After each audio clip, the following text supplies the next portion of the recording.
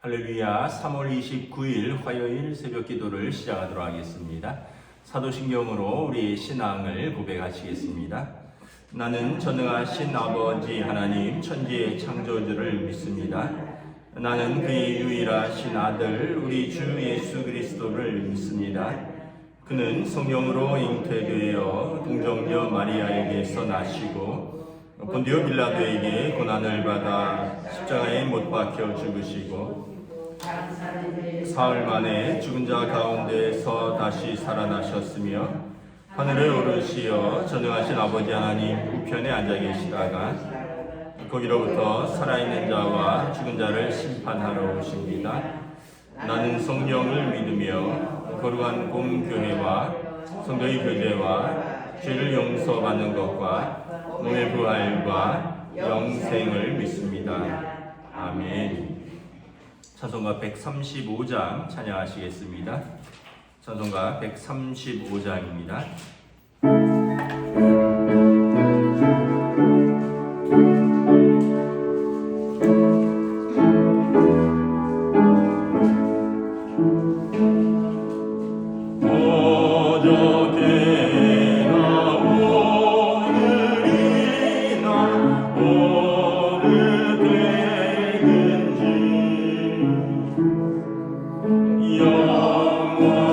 영원토록 평안하고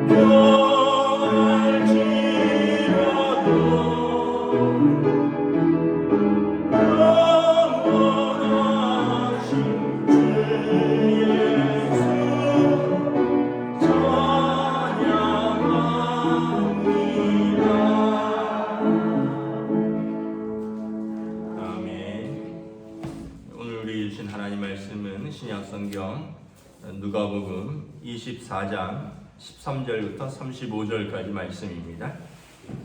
누가복음 24장 13절부터 35절까지 말씀입니다. 다 찾으신 줄 알고 저와 여러분들이 한 절씩 교도하도록 하겠습니다. 누가복음 24장 13절부터 35절입니다. 빌라도주가 대제사장과 죄송합니다.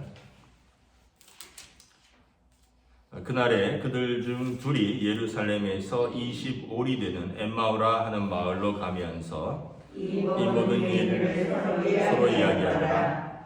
그들이 서로 이야기하며 문의할 때에 예수께서 가까이 이르러 그들과 동행하시나 그들의 눈이 가리워져서 그의 눈이 알지 못하거늘 예수께서 이르시되 너희가 길 가면서 서로 주고받고 하는 이야기가 무엇이냐 하시니 두 사람이 슬픈 빛을 띠고 머물러 서더라. 그 한 사람이 글로바라 하는 자가 대답하여 이르되 당신이 예루살렘에 체류하면서도 요즘 거기서 된 일을 혼자만 알지 못하느냐.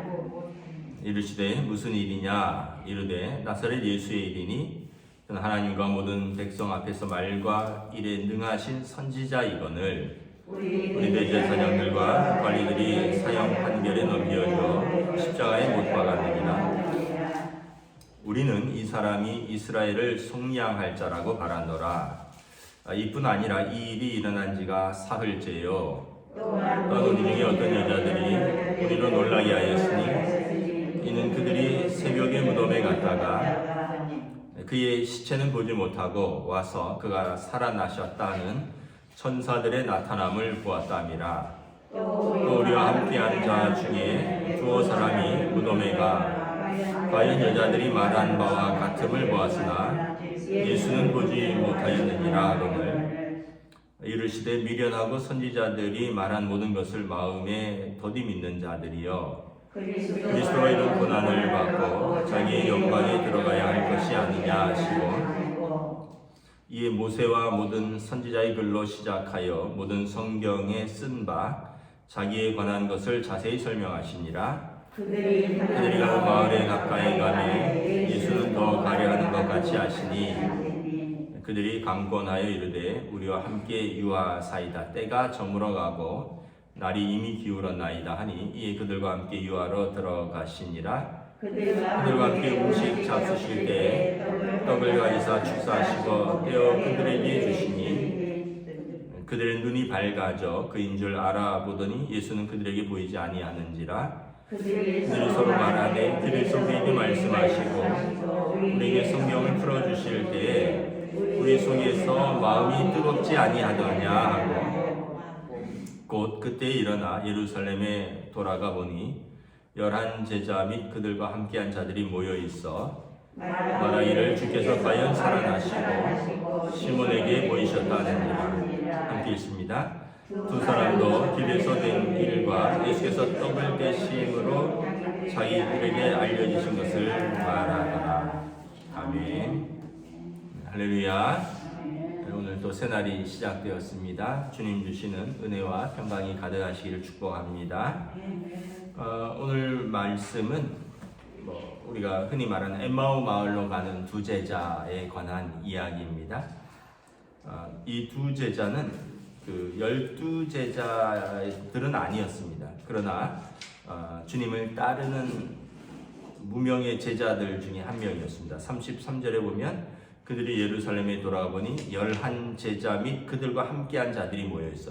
사도들은 있고 또 누가복음에 보면 70인의 제자들을 두 명씩 짝지어서 파송하셨다 그랬죠. 그러니까 아마 이 11 제자는 아니지만 그렇게 주님을 따랐던 사도들과 함께한 자들 중에 일부였던 것으로 보입니다. 이 18절에 보면 글로바라고 그 이름도 나오고 있는데 이분들이 이제 엠마오라고 하는 마을로 돌아가는 것입니다.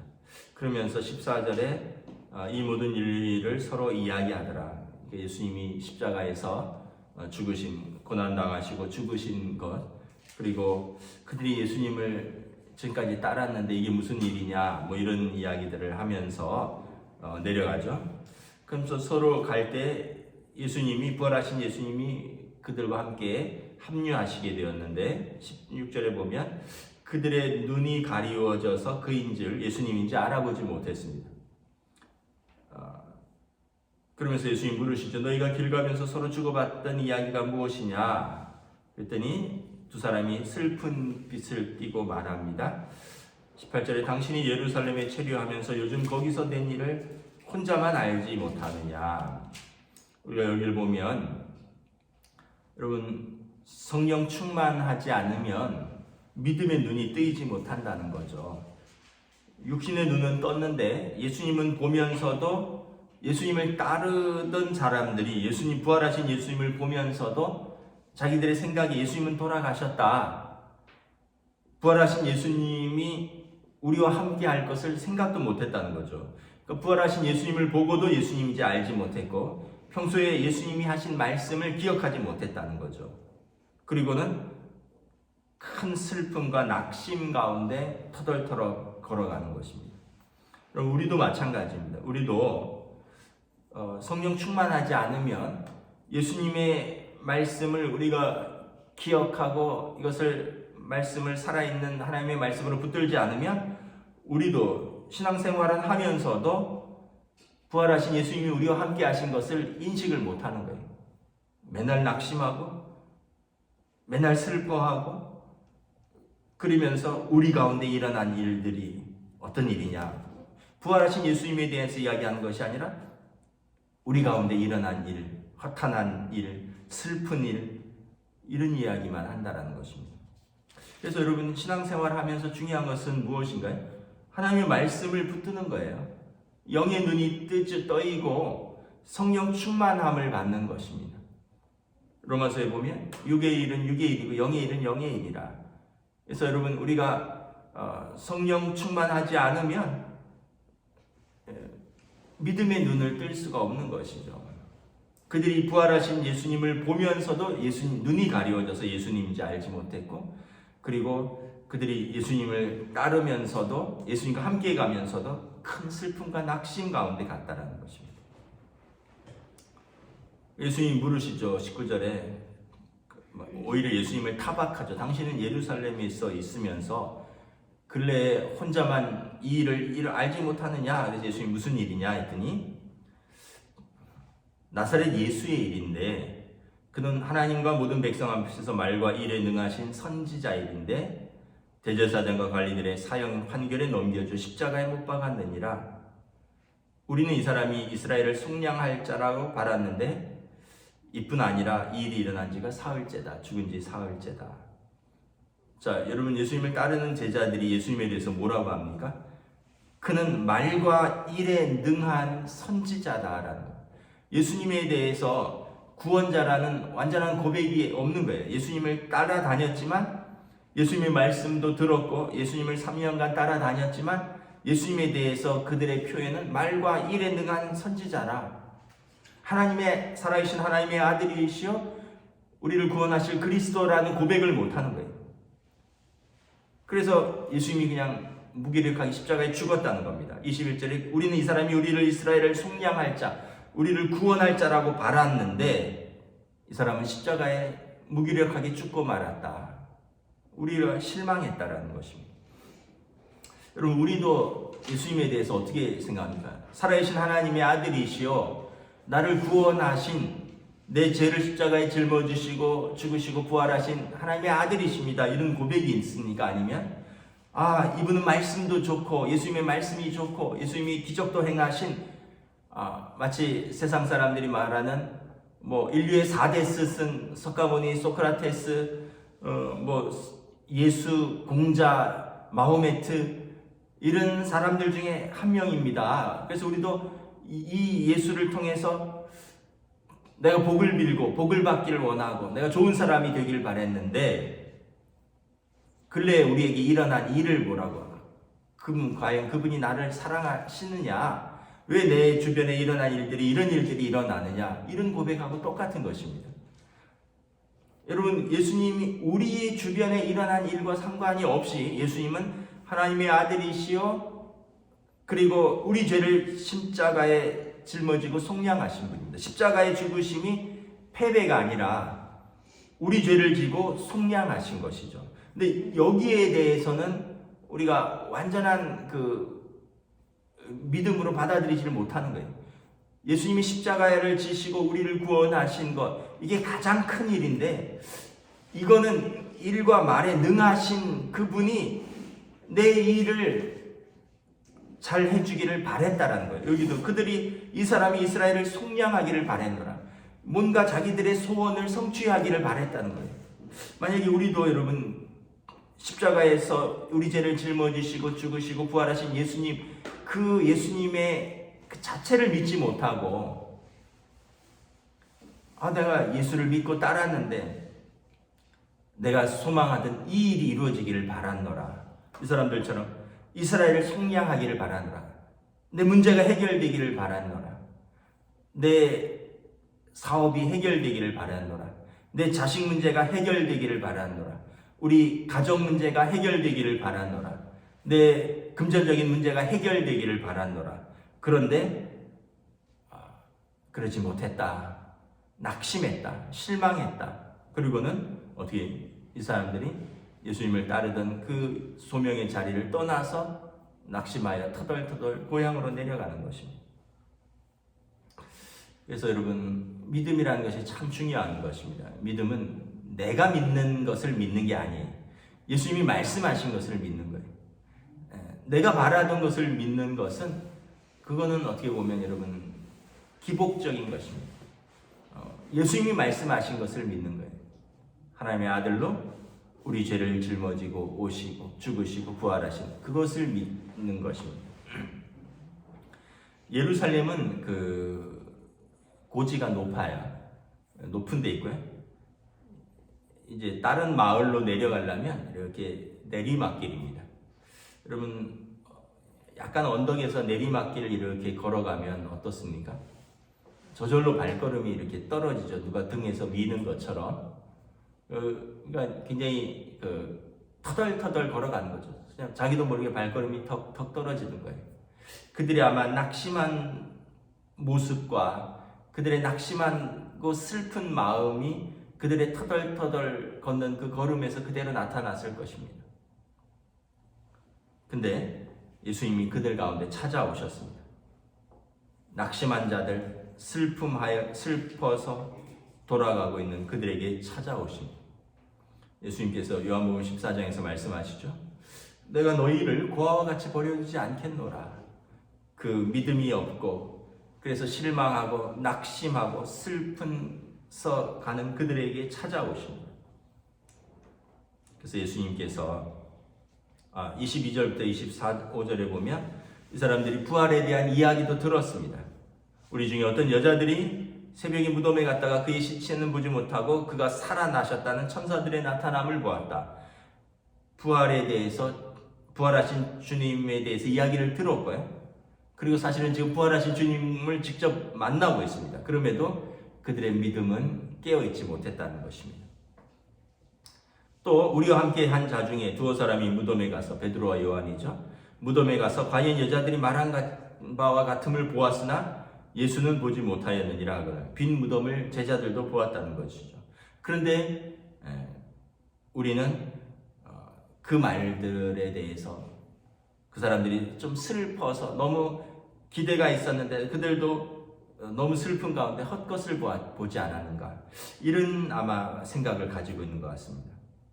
그래서 그들은 예수님의 십자가에 대해서도 예수님의 말씀을 기억하지 못했고 사흘 만에 살아나리라, 인자가 자기 백성을 위하여 죽어야 하리라는 말도 의미를 이해하지 못했고 사흘 만에 살아나리라 하는 그 말도 기억하지 못했습니다. 그리고 부활하신 주님과 함께 가면서도 주님을 알아보지 못했다는 거죠. 예수님께서 말씀하십니다.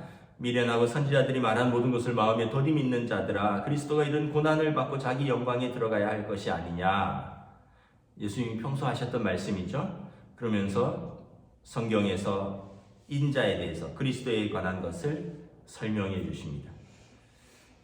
그러면서 그들이 마을에 가까이 갈 때 이제 마을에 도착해서 저녁이 되고 28절 29절에 보면 아마 날이 저물었고 저녁 식사를 해야 될 것 같습니다. 그래서 예수님이 그들과 함께 음식을 잡수십니다. 그리고 떡을 떼어서 축사하시고 기도하시고 축복하시면서 그들에게 주시니 그들이 그 떡을 먹고 눈이 밝아져서 예수님인 걸 깨달았습니다. 그런데 예수님께서는 이제 그들을 떠나가셨다라고 나와 있습니다.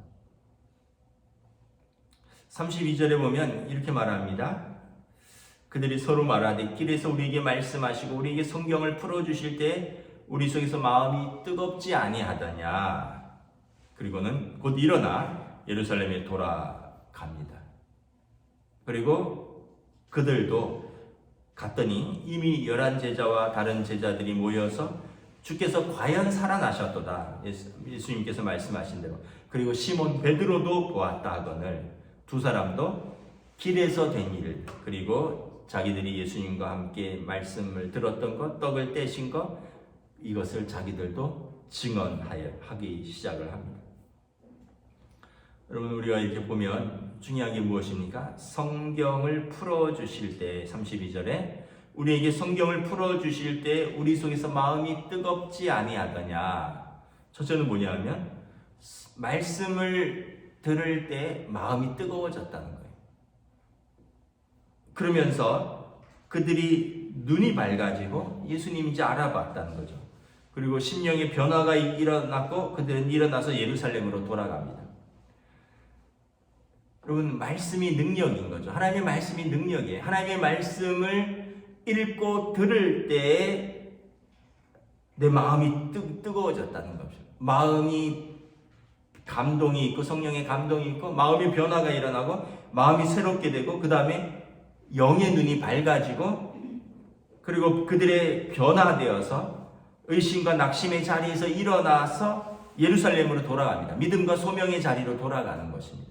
그래서 여러분, 말씀이 굉장히 중요한 거예요. 하나님의 말씀을 붙들고 믿고 순종하는 것이 이게 능력인 것입니다. 평생 말씀을 읽었는데, 평생 말씀을 설교를 들었는데, 또 평생 말씀을 쓰기도 했는데 말씀을 믿고 순종함이 없으면 아무런 능력이 없는 거예요.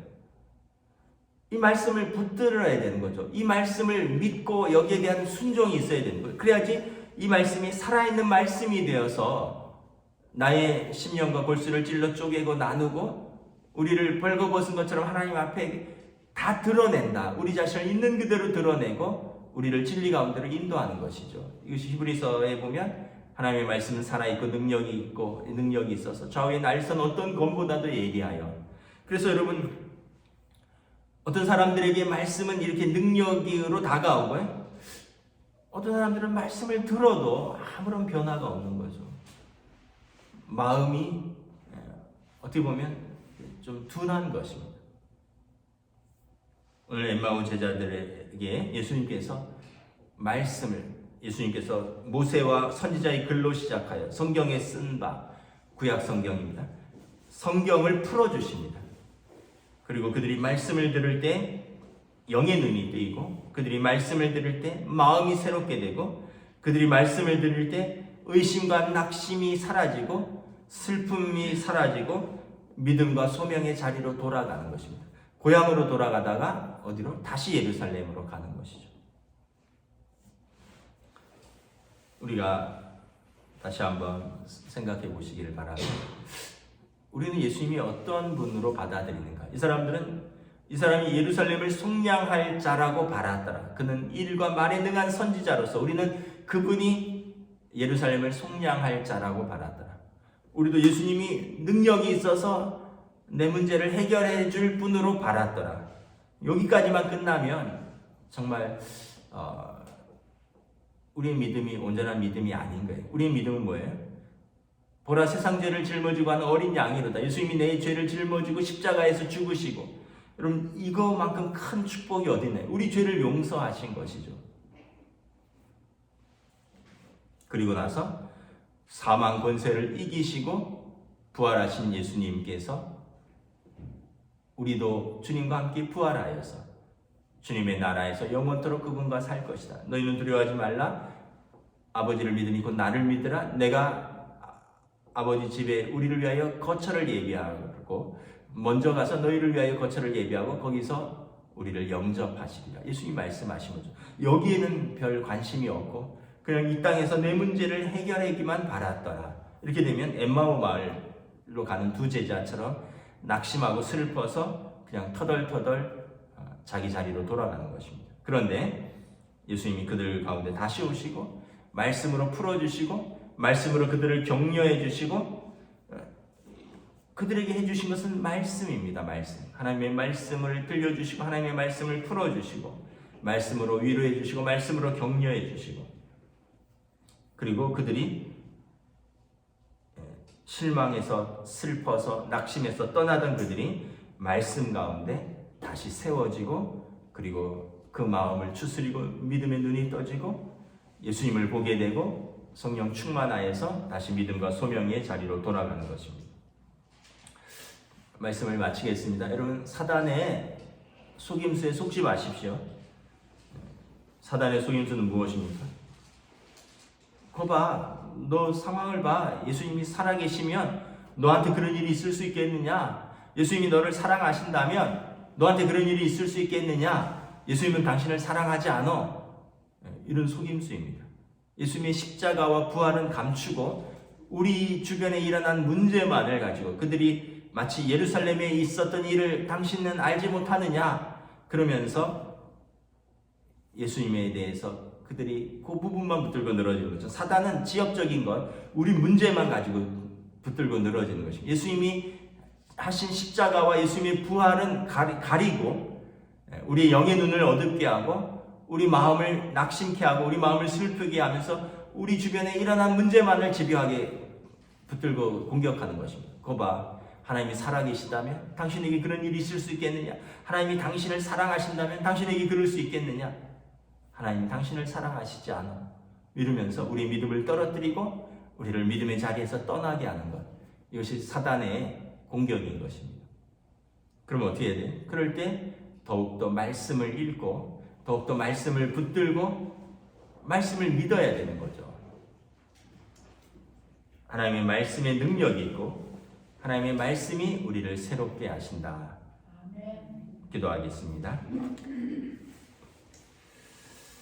오늘 엠마오 마을로 가는 두 제자처럼 그들은 3년 동안 예수님을 따르기도 했고 또 예수님이 십자가에서 죽으신 것을 보았고 예수님이 부활하셨다는 소식도 들었지만 그들은 그 일에 대해서 크게 낙심하여 그들은 그들의 삶의 자리로 슬픔과 낙심 가운데 그가 우리를 속량할 자라고 바랐으나 그는 이미 죽으셨도다 하며 돌아가는 그들의 모습을 바라봅니다. 이에 예수님께서 그들에게 친히 찾아오시고 함께 동행하시고 그들에게 함께 식사하시고 그들과 함께 하나님의 말씀을 풀어주시며 그들의 마음을 위로해 주시고 격려해 주시고 영의 눈을 뜨게 하시고 예수님이 십자가의 죽으심과 부활에 관한 믿음을 그들에게 다시 세워주시는 것을 바라봅니다. 다시 한번 오늘 우리의 믿음을 흔드는 사단의 계략에 속지 않기를 원합니다.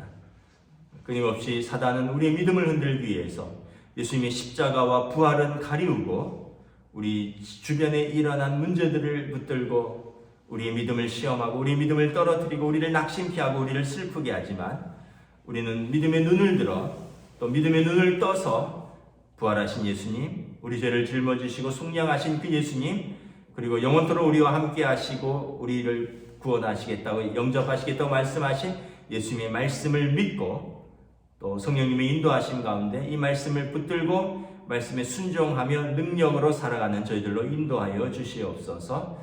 감사를 드리오며 우리 주 예수 그리스도의 이름으로 기도드리옵나이다. 아멘. 하늘에 계신 우리 아버지, 아버지의 이름을 거룩하게 하시며 아버지의 나라가 오게 하시며 아버지의 뜻이 하늘에서와 같이 땅에서도 이루어지게 하소서. 오늘 우리 일용할 양식을 주시고 우리가 우리에게 잘못한 사람을 용서하여 준 것 같이 우리 죄를 용서하여 주시고 우리를 시험에 빠지지 않게 하시고 악에서 구하소서. 나라와 권능과 영광이 영원히 아버지의 것입니다. 아멘.